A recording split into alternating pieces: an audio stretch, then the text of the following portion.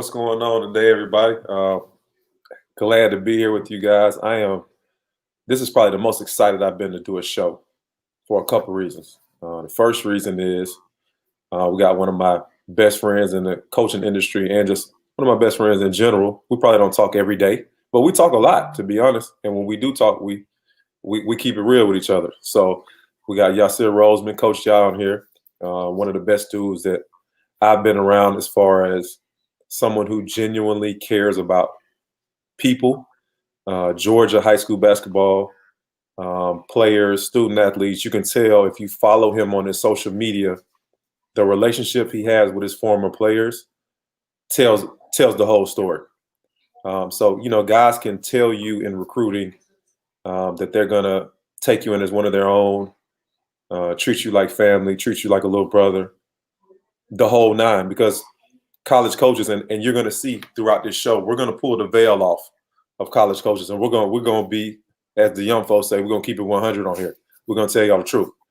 But when you see a coach and you see that when it's his birthday, he gets the Instagram post from his former players, he puts up film of him scoring on them in practice, and they respond and they're mad about it. That lets you know all you need to know, that he's really a guy that genuinely cares about him. And the second reason is some of the topics that we're going to touch on today are conversations that I've had with him specifically a lot, but with coaches, AAU coaches, people in general, about recruiting. And then also we're going to touch on the specific recruiting in the pandemic. So I'm excited about this show. Coach Jao, glad to have you on here. Any quick words you want to say to get this thing started off? Hey man, I'm just excited to be here. I mean, it took you long enough to invite me to the show. I wasn't going to tell him that, but he told me multiple times that he should be on the show. So, hey, we worked it out. We got him on the show, and it's going to be a good one. Believe me, it's going to be one that I think people across the country will be able to play and get information that will help them moving forward in the future for themselves, their children, and friends, everyone. I think this is going to be one of the most valuable shows that I'm a part of, and I'm excited. So I'm the topic is recruiting in the pandemic. You saw it paying across. Shout out to our production team for there it is again. Look how they just bring it back up when you say something. For the intro music, like that, none of that was even told to me. They just bring it on. They just do it. Flash the pictures on. That thing looked nice, y'all, didn't it? Real nice, man. This big time, baby. I was told not to say their government names, so I won't say it, but the production team did a great job. Thank you. And since this is your topic, in all transparency, we discussed kind of what direction we want to go in. Yeah. This is your topic, so I want to let you lead off with recruiting in the pandemic and kind of what does that mean to you when people say recruiting in the pandemic, and how is it going to be different? Well, for me, and I think I've expressed this to a number of kids, a number of camps that I've done. I've tried to let kids know every time you step on the floor this year, you need to be ready to play. Yeah. You don't need to waste time. As kids, we both played. You have those days where you don't feel like playing. You can't really afford that this year in the pandemic. College coaches, I mean, it's been pushed back all summer when they're going to be able to come see student athletes. And for good reason. Yes, because of the pandemic and because of what's going on with the COVID-19, right? Mm-hmm. So now it's imperative that every time you step on the floor, because most of the time it's going to be recorded. They're not going to get to see you live, and they're not going to be out. So at least until January, so everybody knows it's been pushed back to at least January and possibly the whole season, if we want to be honest with each other. Yes, and I don't think they're going to be able to come back out to the spring.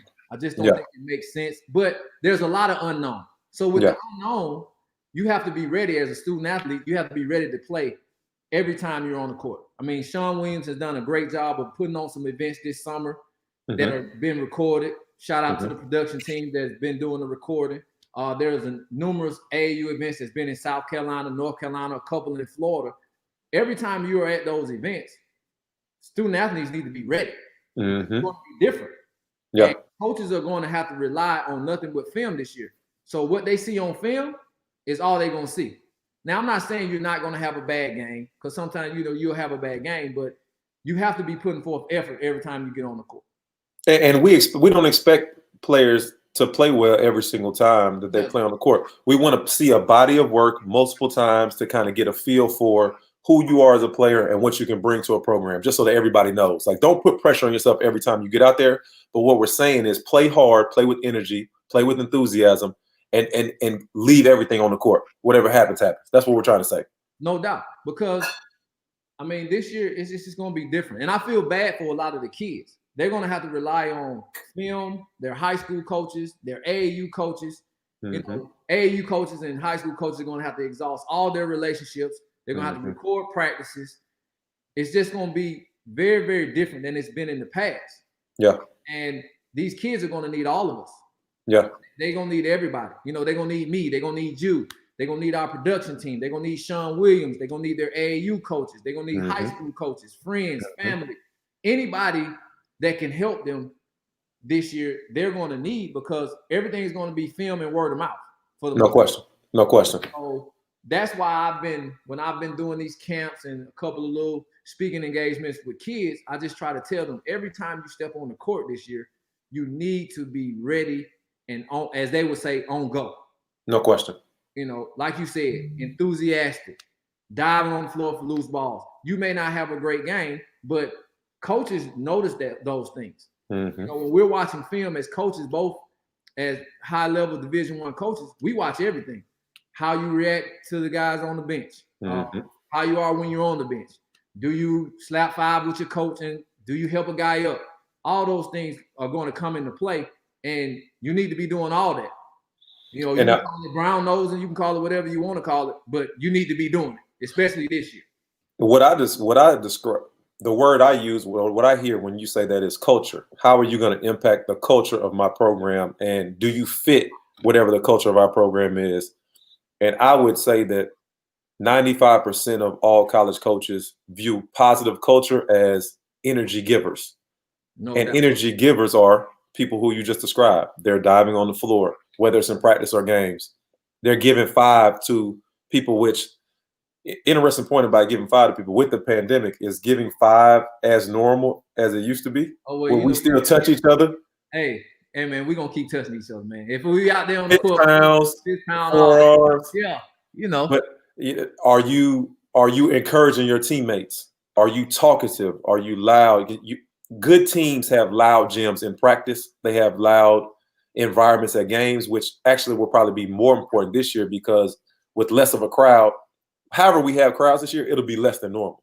So you're going to have to bring energy. As you watch the NBA bubble, the players in the NBA bubble are giving so much more energy on the bench than they ever have before, because they have to give their teammates energy.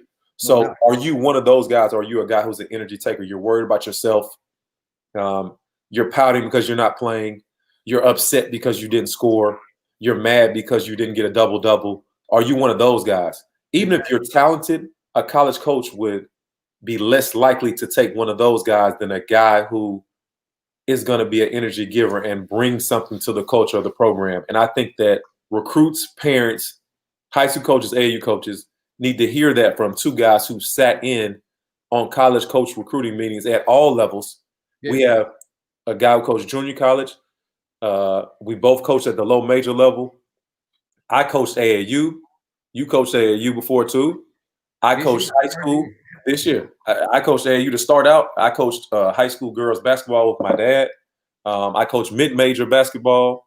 I would say Georgia State's a mid-major in my opinion. And I don't want to confuse everybody, but low major, mid-major plus, mid-major minus means a lot of things to different people. So it's vague. East Carolina, I've been to East Carolina, Georgia Tech. We have Georgia, Samford. I mean, we've covered the whole gamut. So what we're telling you in this conversation, we've had conversations at different levels, and we understand what we're telling you. So you should be taking heed to what we're saying. A couple quick notes I want to touch. High school coaches, AAU coaches, you touched on it a little bit. You are going to have to reach out to all of your contacts and get your kids' names out there this year. AAU coaches, just because AAU season is finishing or over, depending on who you are, your job's not over this year. I know you don't get paid. I know it's a thankless job. I apologize, but you got to keep working. You got to work harder than you normally work. You have to work harder than you normally work. What does that mean? You're going to have to return calls to college coaches. Your wife's going to be mad at you. Your kids are going to be mad at you. Yes. Because you're going to have to spend a little bit more time getting information out to college coaches this year, because the kids need you, in all caps, to get their information out, talk about their character, things that we just discussed, and also describe them as a player. Hopefully you have some game film that you can send out as well. I'm not sure if you have gathered their transcripts. SAT score is a weird thing now, because I'm not sure if they're going to take it, not take it with the pandemic, because we can't get all those people in the room. But if they have had their information available, you're going to have it. High school coaches, everything I just said and more. We need you to have film of practice. Yes. And can you touch base on why they need film of practice? Because, right now is usually the time as college coaches that you can go to high school practices. Mm-hmm. You spend a lot of time in high school practice. Why do we go, though? Because I don't think people know, like a college coach, why did you go to high school practice? Because of what? We want to see how you interact with your teammates. We want to see your practice habits. Because if you don't have good practice habits, it's going to be hard for you to play at a high level. Okay. So practice habits, though, what does that mean? I hear that. I know what it means. Okay. What does practice habits mean to you?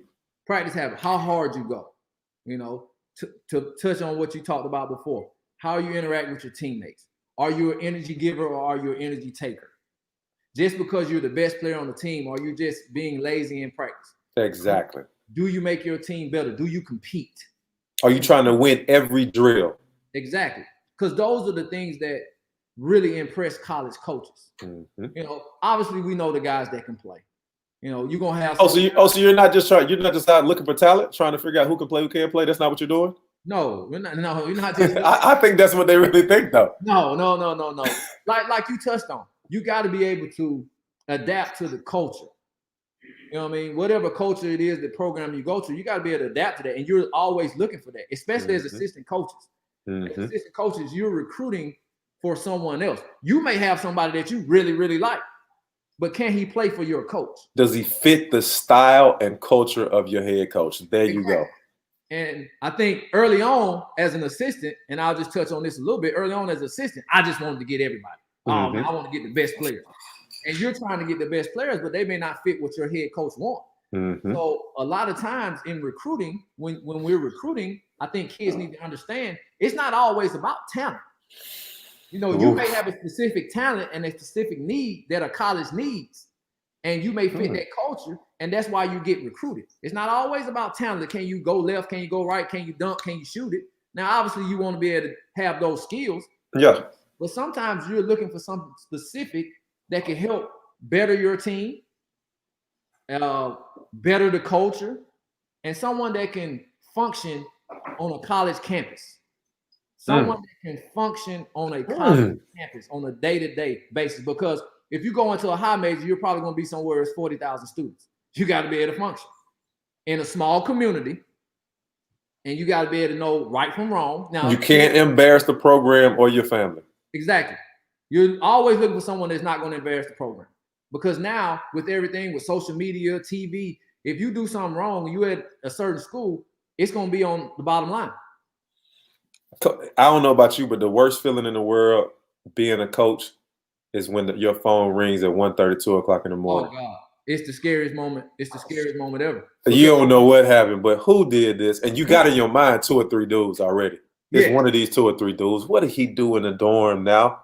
Yes. What did he do in the campus student center right now at the student center party? What in study hall? What did he do in study hall? What did he do with the academic advisor today? Yes. So then you can't even coach basketball. You're coaching behavior. I don't want to coach academics. I don't want to coach the dorm. I don't want to coach housing. No. I don't want to coach the campus police. No. I don't want to coach the cafeteria people. I don't want to coach the training room. I want to coach basketball. Yep. So my job, your job, is to bring in kids that before we even get to can they play and can they help the program, am I going to just be able to coach basketball if I bring this kid in the program? They don't even understand. That's more important than anything. Is he going to be able to do the schoolwork? Yes. Can he do the schoolwork? If he got to be in my office, I got to make sure that he's doing study hall. I got to sit in there with him with the academic people because he got a bad attitude with the academic lady. He won't trust her. He won't listen to her. I can't even coach basketball. And I got my own life on top of that. Yes. So I want him before we get to anything, can he do the schoolwork and can we coach basketball? That's it. That's it. Can he function on a campus? A lot of guys can't function on the campus. Yeah. You know, and sometimes that pushes guys out of the way. It may be a guy with super talent. Yeah. That you can't take because he has behavior issues. Now, some coaches will deal with that. Some won't, and that's okay. You know, but you're limiting your opportunities if that's an issue. Exactly. You're really limiting your opportunities. And there are some guys in D-Lab, I know you've been in that situation because I've been in a situation, guys we want to save. We've all had those situations. Especially if you got a relationship with him, you've known him for a long He's time. Gonna be all right, man. And you exhaust all your energy trying to make sure that he gets what he needs to get. But now someone else you may have recruited over here, he don't get the attention that he needs because you've exhausted all your energy over here. And he deserves it because he's doing the right thing. Exactly. So all right, but before that's part of the next section. We got to slow down because we speed. Ooh, okay. Hey, but you started talking real. I couldn't even control it. So last thing before we get into, because to me that's the next section, which is you're always being evaluated. All right, but before that, last thing for recruits and parents, stay patient in the pandemic. Because your recruiting is going to be slower than it normally was because you had less eyes on you in person. Head coaches are going to be scared to pull the trigger on you if they haven't seen you in person, if they don't have enough intel on you about all the things that we just discussed about how you're going to impact the culture. They're going to be slower to recruit you, and they might just not know about you yet because it's harder to find out about kids right now. So be patient, run your own race. And I made this mistake coming out of college. I went to Florida A&M first, ended up transferring to Georgia Tech. One of the primary reasons I transferred to Georgia Tech is because Shenard Long, my high school teammate, went to Georgetown, and Georgetown was no knock on Georgetown. I don't want to think I'm knocking Georgetown now, but Georgetown when I was coming out was Allen Iverson, John Thompson. Georgetown was like, it was different now. It was different now. Dikembe Mutombo. So it was an elite program, and when I would talk to him and hear how he was traveling and what hotels they were staying in. I was at FAMU, and please, FAMU, I love y'all with all my heart, but I got to tell the truth. Y'all gave me $6 a day to eat. $6 a day. Y'all had me staying in motels. We rode the bus from Tallahassee, Florida to Hampton, Virginia. Boys team on one side of the bus, girls team on the other side of the bus. We had 2 6'11" dudes, a 6'8" and a 6'7". You got us all packed on one half of the bus and the girls on the other half of the bus, and we drive from Tallahassee to Hampton, Virginia. I'm talking to my homeboy Shenard Long. He's flying on private jets. They staying in the new Marriott. I'm like, but I say all that, I digress. I say all that to say I should have ran my own race. Great for him. I should have been happy for him. My race was being at Florida A&M. I would have been 3-time player of the year in the conference. I probably would have got an opportunity to get into an NBA camp. I would have played overseas. I would have made a lot of money. Am I mad with what happened to my life? No. My life went great. I met my wife at Georgia Tech. I met a lot of my mentor. Paul Hewitt is my mentor. I got a great education. I got to come home, play in front of my family. But if you're talking just strictly basketball, Florida A&M was the best basketball situation for me. I was the number 1 rookie in the league. I would have led the conference in scoring 2 or 3 years. There's no telling what would have happened. But instead of running my own race, I got caught up in what was going on with people around me, my peers, my friends who I thought I was as good as or better. So I say all that to say, just because your friends are getting offered, don't worry if you're not getting your offer. Take care of your academics. Be patient. Be patient. Get better. Win a lot of games this year. Whatever games we have, try and win them all. Be the best player you can be. Because at the end of the day, if you do all of that and you're a good person, good things will happen to you. You will end up in the place where you're supposed to end up at. And NBA players come from all over the place. Dame Lillard went to Utah State. He didn't go to Utah State. Well, I'm not Utah State. I apologize. What school did Dame Lillard go to again? Dang, I'm Weber State. Weber State, even smaller than Utah State. Stephen Curry went to Davidson. They told him he wasn't good enough to play at Virginia Tech. So if you go to where you're supposed to go, and you do all you're supposed to do, they will find you. It will all work itself out. And we'll have a large discussion about high major, mid major, because me and we love each other, but we have different opinions on some things. So we'll get to that later. Now we're back to you are being evaluated by everything you do. And one thing before we go back to him, because I'm talking too much, I want to make sure that I talk about please be careful what you put on social media, young kids. When you put a rap song on there with curse words, you're singing the curse words. A college coach, if he's not young and hip, he just thinks you're on social media cursing. You think that's ignorant, but it doesn't matter what you think. Perception is reality. A head coach has no idea what these songs are. Hey, go back and say that one more time. Perception is reality. Yes. So the reality is the head coach saw you on social media cursing. He thinks you're a bad kid. He has no idea what you're doing. If you're taking pictures flashing money, he thinks you're a drug dealer. If you're on social media with your pants down and skinny leg jeans, he thinks you're crazy. He doesn't know if he can put you in front of the alumni. So be very careful what you put on social media, because it's a representation of you, and people who don't understand you or your culture, it's a deterrent from them recruiting you. Yeah. Go ahead. Anything you want to say, touch on, y'all. And understand this, we're not saying don't be a kid. You know what I mean? Because you're still a kid, you still need to have fun, but you just have to be mindful of some of the things that you put on your social media. You know, especially if you don't have a private page and you don't know how to put it on your friends only, and it goes out to the world, because you can't take some of this stuff back. You look at some guys that even go professional, to the professional ranks. They go all the way back. The NBA draft, baseball draft, they go all the way back, and they look at something that someone put on social media when they were 14 years old. You know, so you're talking about affecting your life down the line for something that you did when you were 14 years old. So just be mindful of the things. No one's saying you can't have fun.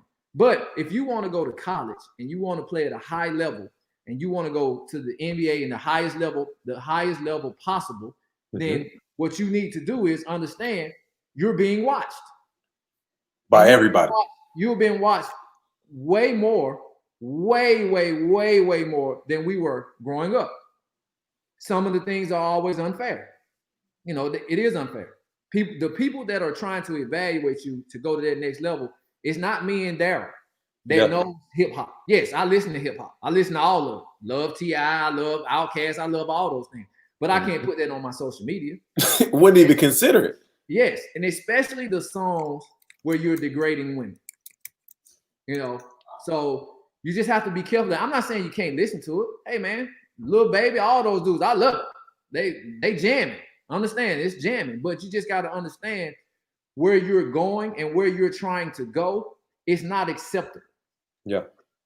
So and they just don't understand, and people are afraid of what they don't understand. Two quick real life stories. So Marshawn Brooks. Yes.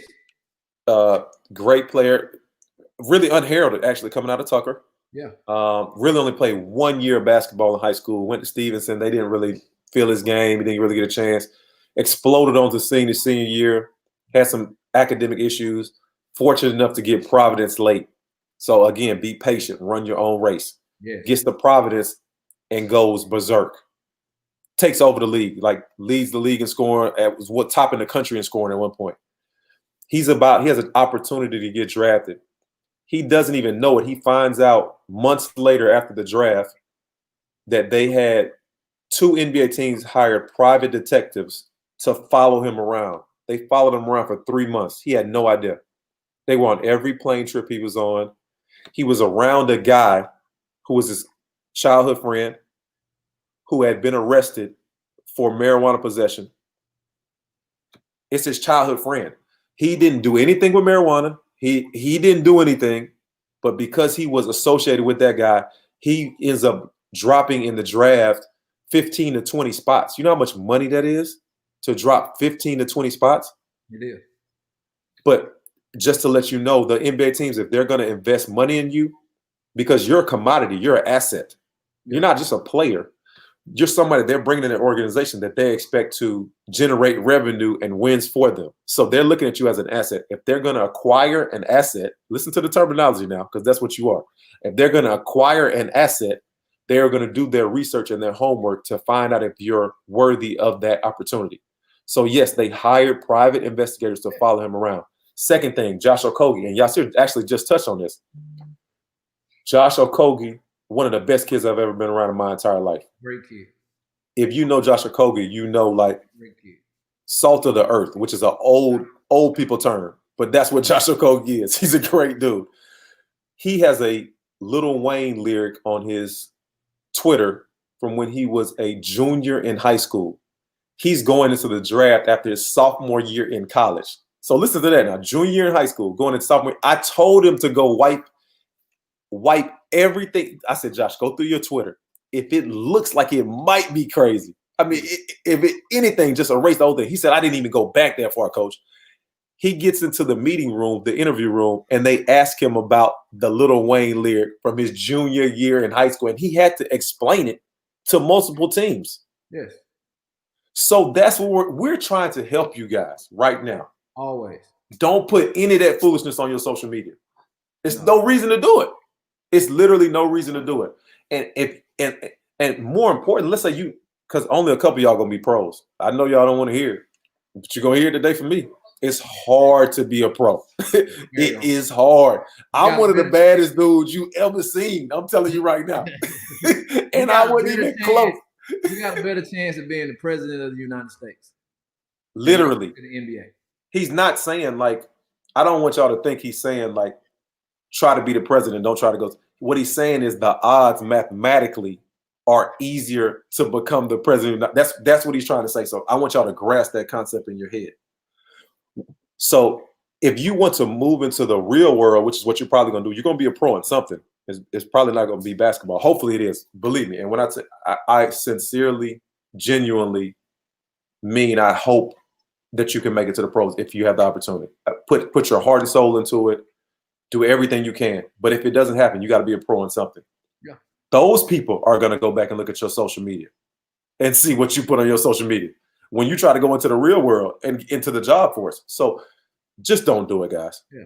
And don't leave someone else the opportunity to have a perception of you that may not be you because of something that you put on social media.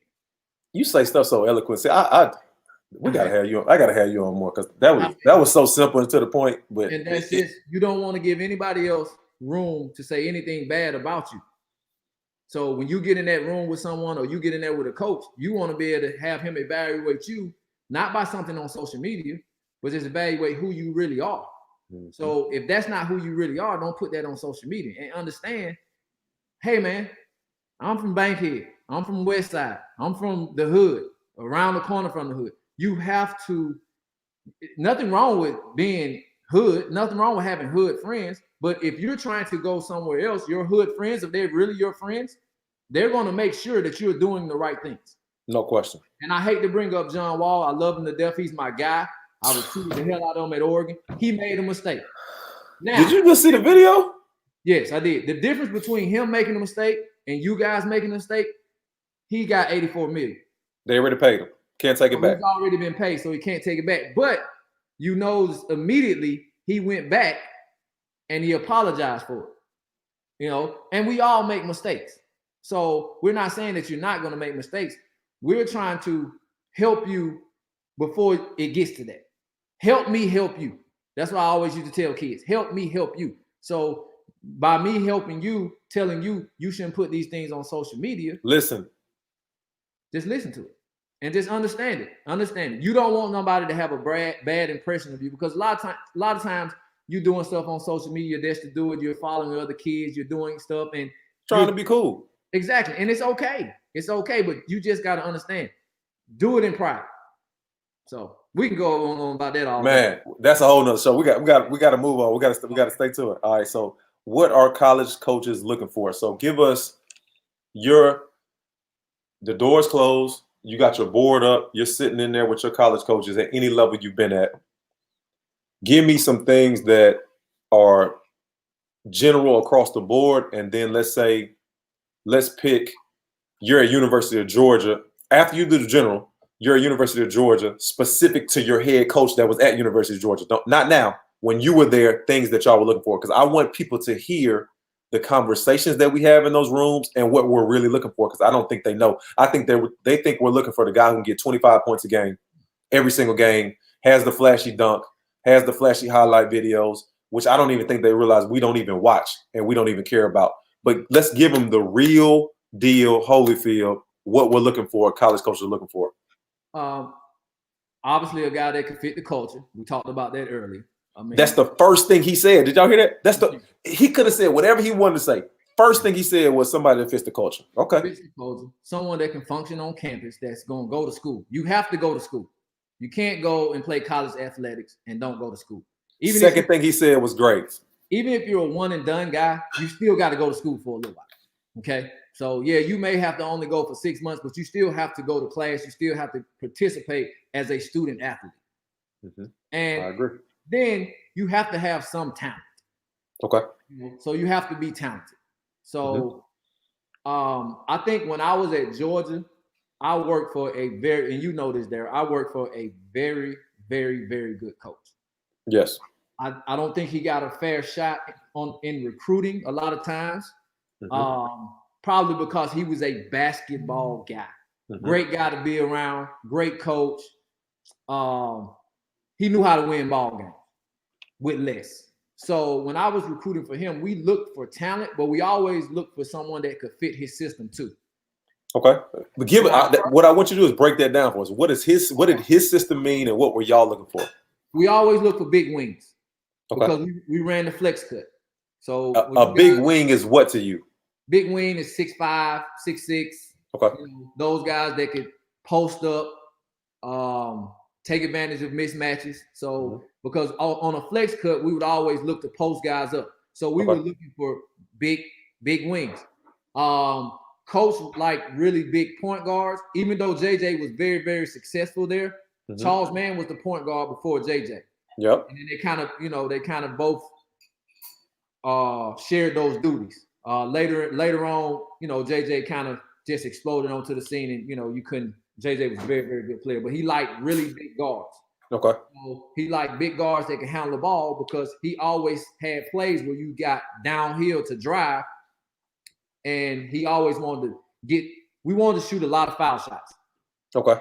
So we were driving the basketball. So our guards needed to be able to drive the basketball and make free throws. Okay. Bigs.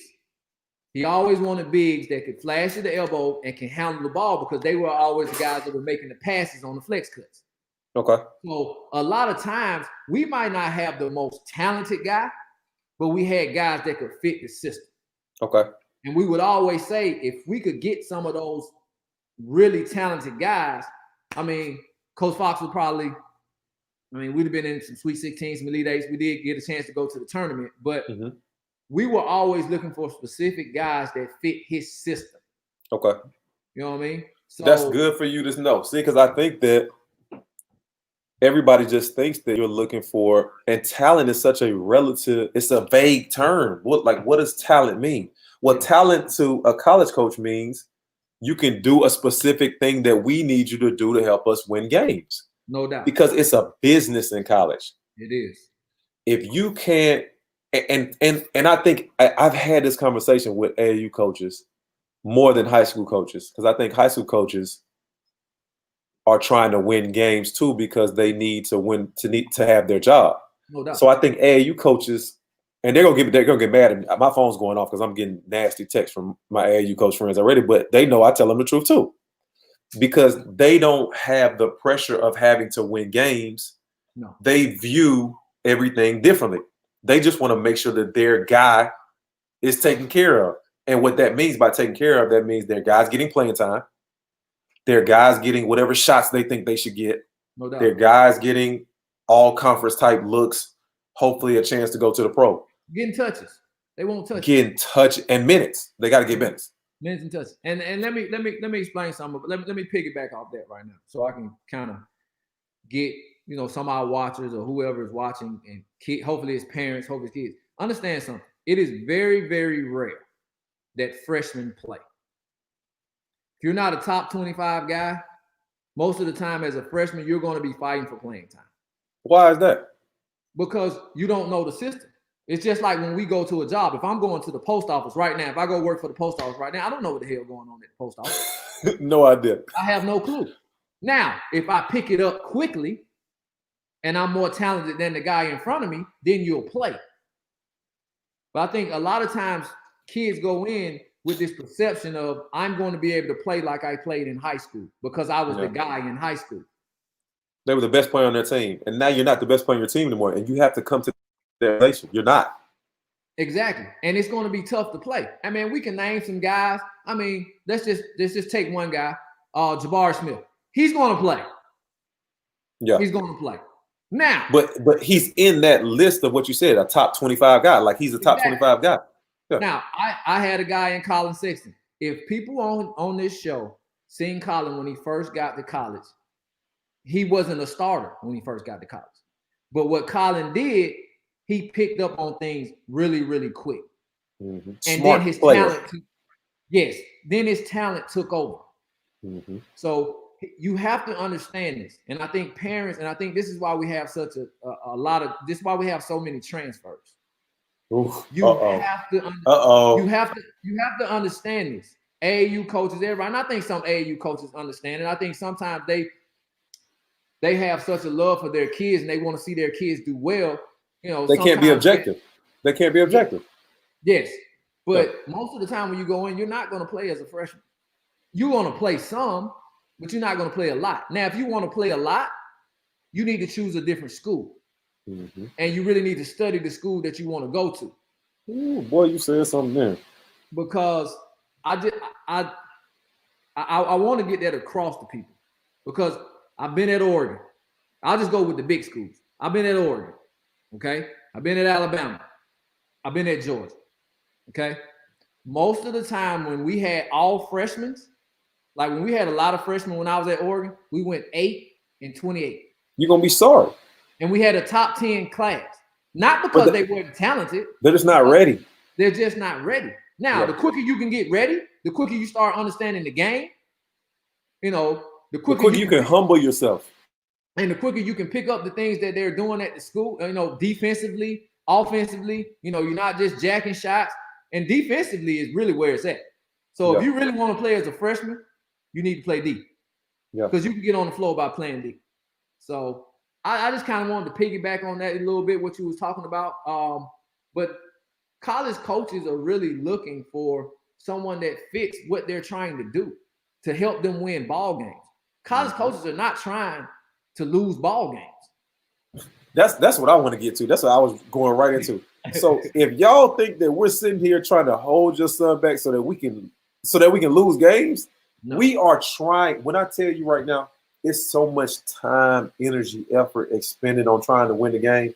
If your child can give us the best opportunity to win the game, I don't care what year he is, what he was ranked in high school, what part of the country he's from, we are going to play him because what we want to do more than anything is win. And why do we want to win? Because we need to save our job. And why do we need to save our job? Because we got a family we got to feed. Yes. That's above all else. Yes. Because we got to feed our family. So if your child's not playing, he's not telling you the truth about practice because he's probably struggling in practice. He can't pick up on what we're trying to do. He's struggling with the terminology. He might be getting in trouble in the academic room. He might be getting in trouble in the training room. We might be getting calls from housing. It's a lot of stuff going on. Yeah. If he's doing everything he's supposed to do and he's playing well and practicing and picking up things, I guarantee you he's in the game. I guarantee you. He's going to play. And that's not to discourage. I'm not saying that about freshmen to discourage the parents, the AAU coaches, high school coaches. You're trying to tell them the truth. I just want you to know the truth. Very seldom do freshmen play because they're not ready. Not because they're not talented enough. Yeah. It's because they're just not ready. Now, the quicker you can get ready, the quicker you can understand basketball, you know, the quicker you can understand it's not all about you.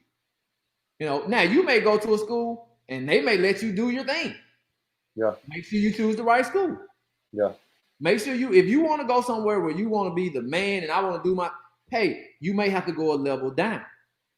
Ooh. Or 2 levels down. And that's okay. Nothing wrong with it. Be able to do whatever it is that you're doing in high school. Yeah. Because most of the time you have some great high school coaches here in Georgia now. Some great high school that are teaching basketball, teaching it the right way, that have plays, that run practices like colleges and everything. But most of the time in high school, there's not 12 good guys. When you get ready to go to college, there are 12 guys that can play. They were the best player where they came from. Exactly. So, and I say that, like I said, not to discourage parents, AAU coaches, kids. Just understand it. And I think if you have a better understanding of that, because I think I tweeted about it today, and I think you said something about it earlier today. Run your own race, man. Everybody can't be Jalen Brown. Everybody can't be Colin Sexton. And you don't have to be. And you don't have to be those guys. You know, those guys were exceptionally talented. And they went to a school where they were giving the ball right away. And able to flourish. Exactly. So, all right. Now, look at the time. We're at 41 minutes already. We're going to have to, this is going to be a reoccurring segment for everybody who's watching. So we got some topics we're not even going to be able to get to tonight. I knew this was going to happen, but, you know, we got to be prepared. We got to be professional. We got to have, like, we're going to do this, boom, boom, boom. But no. When we start talking real, and I pray that y'all are listening to us, because everything that we're telling y'all is from the heart. It's coming from a place of trying to give you guys information to make the most informed and best decision possible. Yes. So I'm going to try to finish out my little what college coaches are looking for, and then we'll just have to do the last segment. We'll do our 3 guys who are under the radar guys, not getting as much recruiting hype, but are good players, played very well in the fall league, that was masterfully streamed by the SUVtv.com, giving again another platform and great platform opportunity for kids to be seen. Unbelievable. And we'll go into that and give you our 3 guys, and we're going to do that every week. And we'll just hit on these next topics next week, because I think this it's too important and impactful information to rush through it. I like the way that we're expanding on things and giving people different thoughts, so that hopefully it's something that can hit home to them and help them make a better decision. And if it does, then we did our job, and I feel good about it. So my list of what college coaches are looking for, you already hit on the grades, work ethic. That's why practice film is going to be important. Yes. Measurables. You talked about it, big wings. Some people like big point guards. Some people like wide body bigs. Some people like longer, rangier bigs. But it's just whatever that specific program thinks fits their system. And I want people to understand that. So don't get all salty with a coach because he's not recruiting you. You might not fit his system. He's not recruiting you for a reason. He doesn't think it's a good situation for you. We don't want to bring you into a bad situation and you not play. Now you're mad. Your AAU coach is mad. Your high school coach. It doesn't make sense. We're going to bring in kids that we think give us the best chance to win, and that can benefit. It will also benefit them as well. We actually want to benefit the student athlete too, surprisingly. Can you help us win a conference championship and get us to the NCAA tournament? Yes. That is talked about in the meeting more than anything. Every day. Nobody cares what you are ranked. Literally nobody. Now, if you're a new coach and you're trying to make a splash, or you're a coach who's close to getting fired, then rankings mean more. When you're established and you've been winning, you want to get the kids that fit your program that can help you win a championship. That's all you care about. So understand that. And we're going to do a whole segment on it next week. Your ranking means nothing the day you step on campus. Nothing. No one cares. The players, the coaches, the managers, the GA, no one cares. No one. But I digress. Athletic enough for that specific league or that level. We talked about it again. Levels mean a lot of different things. We'll probably need to do a segment on that, y'all. Break down the levels. And me and you might have different opinions on it, but it'd be good for people to hear the different opinions. Yes. Do you have an elite skill? So are you an elite shooter? Are you a rim protector? Do you have speed? Are you a great defender? Or are you good at everything? Very few people are good at everything now. So you probably need to have one elite skill that you can hang your hat on. And when a college coach sits there and watches you, what can he do for my program? I mean, he can really shoot the ball. Less dribbling. Ooh, don't tell him that. There's always a place for shooters. Always. So if you want to go to the highest level possible, be able to make shots. Yeah. Just make shots. No question. Do you play hard?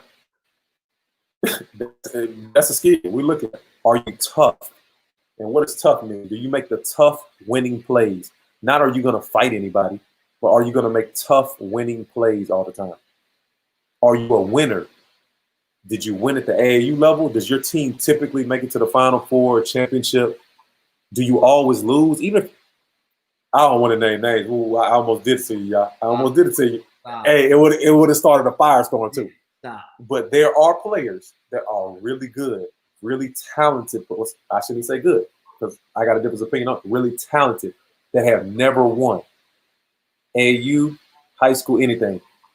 And when I think about evaluating them, I wouldn't recruit them. I don't care what they're ranked or how talented they are. And they've proven it to me, even in college, that they're not going to win. And I think they're not going to win if that particular person makes the NBA or not. That was close, y'all. All right. Do you come from a winning culture? Yes. That's big because I don't want to have to teach you about our winning culture. I hope you come from a winning culture. How will you impact our culture? Negatively or positively? Should be positive, I hope. Does your style of play fit us? We talked about that. Are you a local kid? And this is a whole segment too. Are you a local kid from a local program? And people just think that you want to take local kids because that's it's easy. That's what you should do. But if you take a local kid and it doesn't work out, it's actually more harmful than it is beneficial. Because now your AAU people, your high school people are going to be related to or in contact, close proximity to someone else that we're going to want to recruit down the road. No doubt. And if you didn't work out, it's definitely not your fault. You know it's our fault. Yes. It's not that you were getting in trouble all the time. You didn't listen. You couldn't understand the plays. You didn't practice hard. It's going to be we didn't coach you well enough. We didn't get you prepared. We didn't give you opportunity. So my personal opinion was we can't take any kid that's local unless he's good enough really or unless he's better than the league. If he's not better than the league, then it could go bad. It's got to work out for local kids. And it's got to work out. For some of you local kids that's on here that are looked down upon the local programs, understand something. When you think about going to a local program, it usually has to work. So I would take a strong look at the local programs first, whatever level that may be. And we got great coaches in the state right now. Great. Kennesaw State, Amir Abdul-Rahim, one of the best dudes in the world and a great basketball coach. I don't care what their record was. Watch and see how it changes this year. I guarantee you it changes this year. It will change when he get the talent in there. It's going to change and he's getting the talent. Now, before we go into this segment, I forgot to mention something. I got it here in my notes, and I'm going to be real quick about this. Okay. And it's about recruiting during the pandemic. Okay. Kids, parents, you have to answer your phone. AAU coaches too, and high school coaches. Kids, if you don't like a school, that's fine. Let them know you don't like them. Tell them. Or whatever, tell them. Be honest with them. Don't waste their time, especially during times like this. Mm-hmm. You know, if you can't answer your phone, you're working out or whatever, get back to the coach because that is important. All right? Because there's a recruiting list. You're not the only guy that they're recruiting. You may be at the top, you may be at the bottom, you may be in the middle. And any college coach that's telling you they're not recruiting other guys, they're not telling the truth. They're lying. You have to recruit other people because if they don't get you, they got to get somebody at that position. But I just want you guys to understand something. Answer your telephones. Don't just or your text. Don't just look at it. Oh, coach, man, he be blowing me up. I ain't called him back. No, call him back. Be cordial. And if you don't want to go to that school and you don't like that school, hey, coach, I appreciate the offer. Can I put it on my Twitter? Because I know you guys like to put that stuff on my Twitter. That's a whole nother segment. We got to talk about that, y'all. We have. I can't take it anymore. We have to talk about that. Okay. And we got to talk about 110% committed. What is the extra 10%? Exactly. We're gonna talk about it, but we ain't got a whole lot of time, so we got to get into our guys over here. All right, go ahead. You got your first guy. Let's go to your guy. Let me get to my first guy. My first guy was Josh Reed. Man. I'd like this kid. He's had a great summer.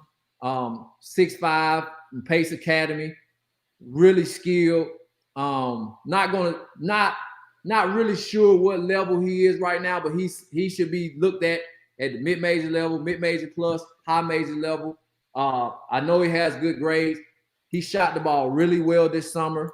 Sharman has been putting him at point, putting him at multiple positions. He's going to be a multiple position guy in college. Right now we're playing 6'5" forwards, so I think he can play the 1 through the 4 because Sharman actually played him at the point on on Sunday. Really like this kid. I think college coaches need to really take a strong look at him on every level. I know he got an offer from Kennesaw State the other day. I know Amir's going to be hot and heavy on him because Amir had guys like him at Texas A&M. But he's a guy that I will be watching if I'm these college coaches because he played well, and he's played well this summer. Nice. My first guy is Jalen Hudson, a guy who surprisingly a lot of people are unfamiliar with. In my opinion, he was the key cog in why Wheeler was able to get over the threshold without Isaiah Collier playing towards the end of the year last year and win a state championship when they were a severe underdog. Nobody gave him a chance. I very seriously doubt that people outside of the locker room, coaching staff, fans of the program gave them an opportunity to win because it seemed like an insurmountable task. Yes. But Jalen Hudson, talented. Talented. But Jalen Hudson is just one of these guys. He might not pass the look test. He's not overly athletic, but he just knows how to play. He's a winner. He's physical. He's going to give you effort. Look at his hands around the rim, feel around the rim. You can't teach that. You either have that or you don't have that. Yes. And again, to me, the Wheeler culture, and I want to give their coach. I think he's one of the best coaches in the state.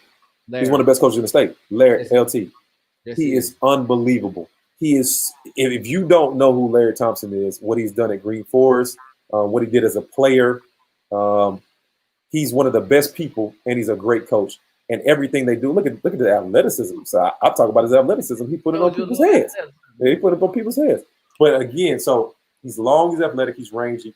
I think he's a guy that college coaches need to pay attention to. He should have more offers. I'm not sure if he's a high major kid or not, but if I'm a high major, I got to take a peek at him. All mid majors at all levels have to be recruiting him hard. Comes from a great program, good kid, hard worker, Jalen Hudson. I like him a lot. My next guy is a guy that I had this summer. I helped out with the Celtics this summer, and it is Aaron Reddish. I love this kid. He's a great kid. He's a joy to be around. Kind of quiet, but once you get to know him, he opens up. He has great size, great athleticism. He just needs to play more. Yeah. He was over at Wheeler. I think he transferred in over there. Didn't get to play much because they already had their system in. And that's how good they are. They got a kid like him, and he couldn't even get in the game. Exactly. He's going to be at Pebblebrook this year. I think he's going to be counted on to play a lot. He's going to be counted on to score for him and do some different things for him defensively. He had a great summer down the stretch where he was making shots, making plays at the rim, making passes. He was really, really good defensively. I think he's a guy. If I'm at a high major, I'm taking a look at him solely because I think he will come in redshirt, and he has untapped potential. Right now, today, I think he's a low to mid, but he's going to be a guy that you're going to see. He's going to make money playing basketball.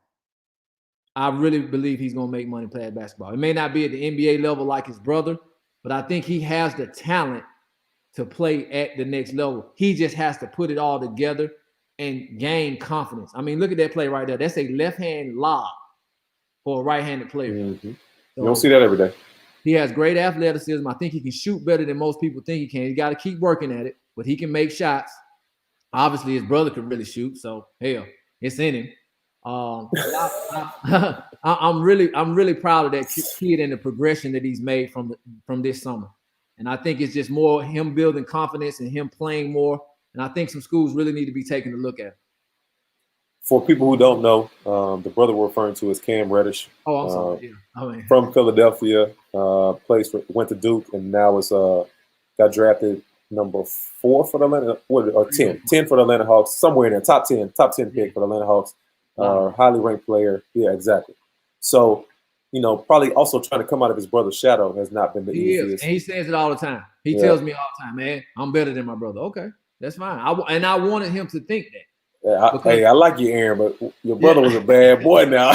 Your brother was a bad boy now. Yeah, he was. All right, so my second guy is a guy who I was unfamiliar with prior to the fall league. And again, thank you to the people at SUVtv.com. I was able to tune in and catch a peek of him. He's at Norcross. His name is Jerry Ding. He's 6'7", 6'8", extremely skilled. Yes, I mean, he shoots the ball with confidence for that size. And even though he's a big guy who's skilled, he wasn't one of these big guys that was afraid to get around the rim. He caught it, had a nice little drop-off dunk one time. He got into the rim, attack right here, making plays off the dribble through contact. He's a 2022 kid, so he's only a junior. I think he has a very high upside. I would love to watch him again and do a little intel, find out a little bit more about, what kind of kid he is, what is his work ethic like. Here's a little bit of the athleticism right here. Because when you find big kids that have soft hands, can put the ball on the floor, and can make shots, that's like finding gold. It's really hard to find somebody that can do all three of those things. Has size, can make shots, and can put the ball on the floor, and they have good hands. Good hands is a huge asset. Problem at the four.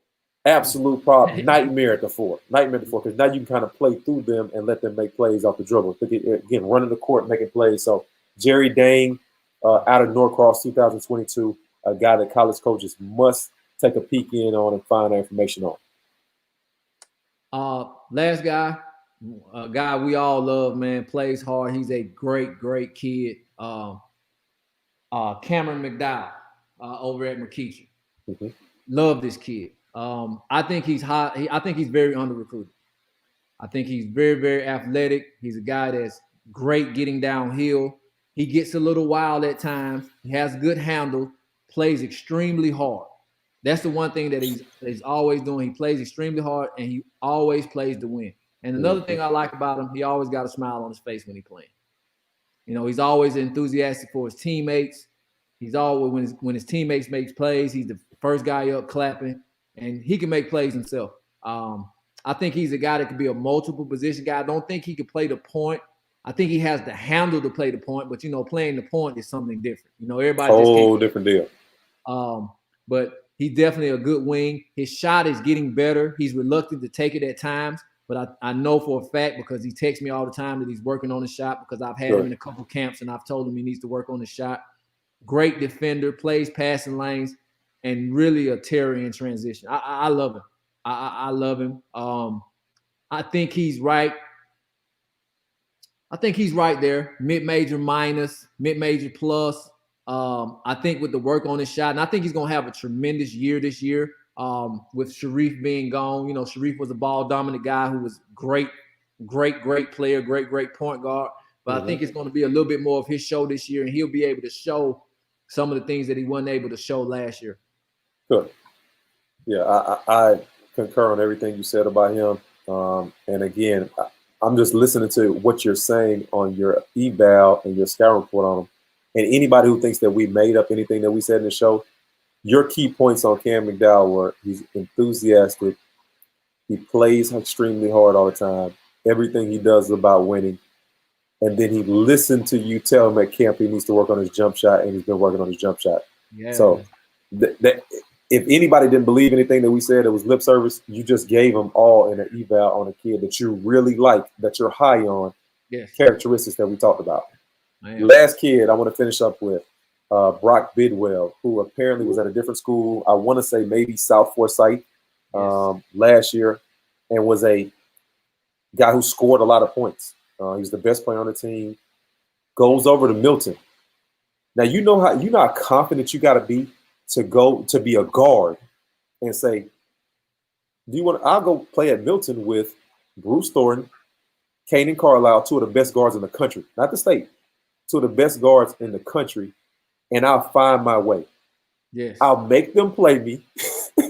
I'll bring value to the team. You got to be a confident kid to go do that.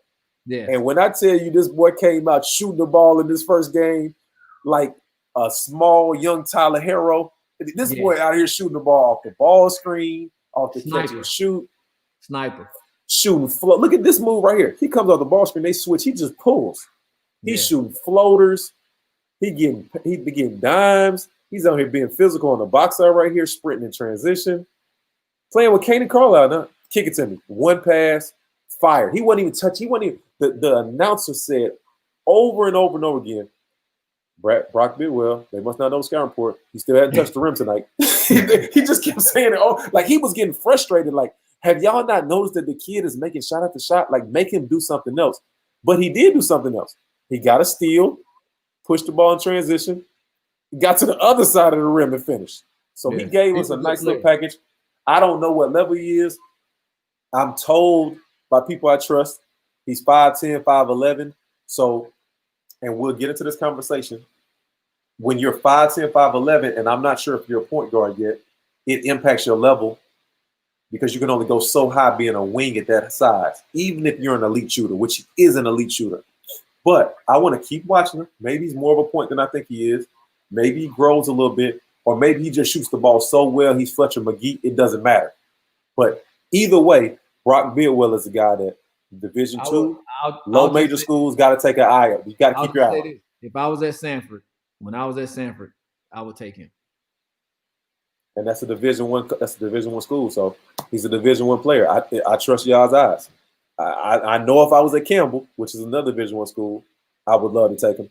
If I'm at Georgia State, I'm in Coach Hunter's office watching film, and Coach Hunter liked guys who can make jump shots. And that's not Coach Lanier, who's another great coach in the state. Make sure we give a shout out to Coach Lanier, Rob Lanier, a terrific guy, great coach at Georgia State. Great coach. Please support the local coaches. We would be talking about Brock Bidwell, coach. Like I coach Coach LaBarrie, he's 5'10", coach. He's shooting the cover off the ball. I don't care what size he is. We got to find a way to take him. Let's bring him in, let him play with the guys, and let's see what he does. Let's just find out. We don't know. Let's bring him in. He's a good kid. He got good grades, and he shoots the cover off of the coach. We got to give him a chance. All right. So great show. We went an hour. Hopefully, we guys held you guys' attention. We didn't mean to go this long, but the show went great. It's a reoccurring show. We're going to touch on different topics every week. Thank you for supporting LaBWork. Thank you for supporting Coach Ya. You got our Twitter handles right on here, our Instagram handles. Hopefully, you got some valuable information tonight. This is D-Lab from LaBWork signing out. Really enjoyed it, Coach Ya. Best show we've had. I had a great time. Hopefully, you did too. I just want to say to those parents, coaches that need help during this pandemic, I'm here right now. Pandemic has affected me in getting a coaching job. So I'm here and I'm here to help. So if you want to DM me, you can DM me, and anything that I can do to help, especially during these times right now, hey, I'm open. I feel the exact same way. Please DM me, reach out to me if you know somebody that knows me, which I'm sure you know somebody that knows one of us. You can get our phone numbers, and we will gladly take your call, help you in any way that we possibly can. That's what we're all about. Love you guys. LaBWork signing out. Hey.